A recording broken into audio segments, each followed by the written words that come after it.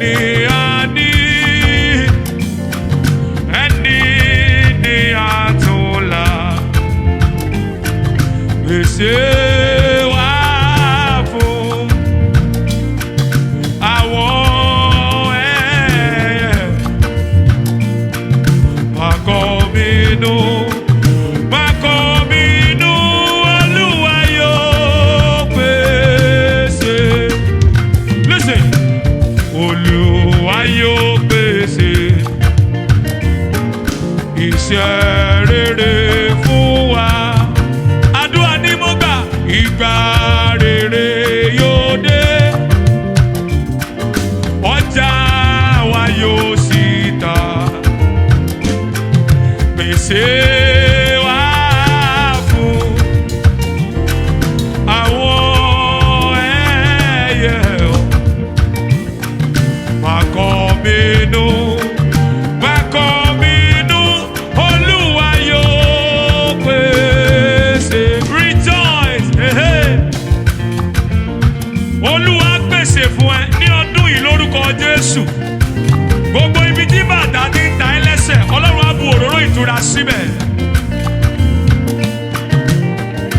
Níbi tó ti ń gba Ọlọ́run gbọ́ fún nǹkankan, lórí ayé ẹ, lórí ọmọ ẹ, lórí iṣẹ́ ẹ, bóyá àlàáfíà ẹ ó ní ìdìgbọ́wọ́lé, Ọlọ́run kó máa gbọ́wọ́lé báyìí. Olùpèsè ni Ọlọ́run.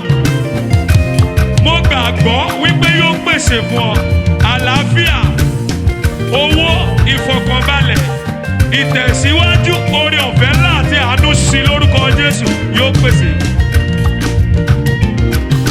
Olúwa yóò pèsè, ọ̀pọ̀ ọjà yóò dé, ẹni ra yóò sì rí, ẹni ta yóò sì tà. Pèsè wá fún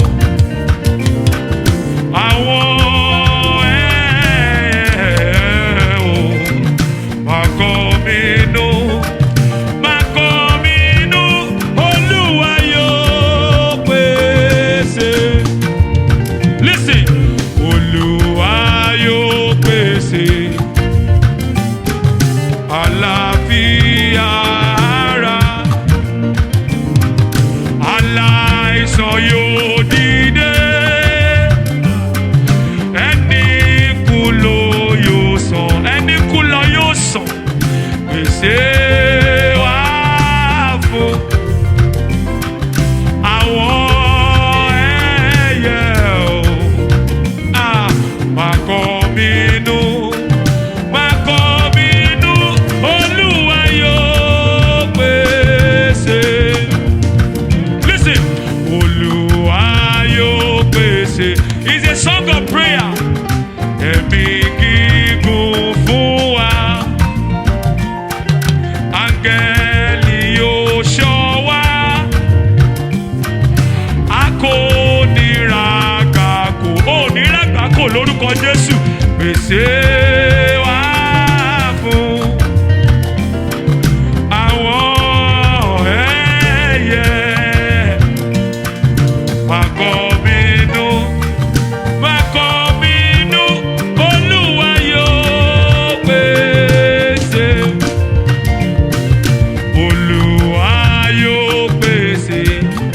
Listen, tàbí kò sí tàbí. Ẹni tó bá gbàgbọ́, tó bá gbàgbọ́ ó tọkàntọkàn, ìpèsè wà fún ẹ lórúkọ Jésù. Pèsè wà fún àwọn ẹyẹ. Torí náà, má kọminú, má kọminú, Olúwa yóò pèsè. Come on. Ọlọ́run tó ń pèsè fún ẹyẹ tí kì í dáko, tí kì í lọ bí iṣẹ́. Ọlọ́run yẹn náà ó máa pèsè fún ẹ, ó máa pèsè fún ẹ. He will supply all your needs. He will meet all your needs. Hey.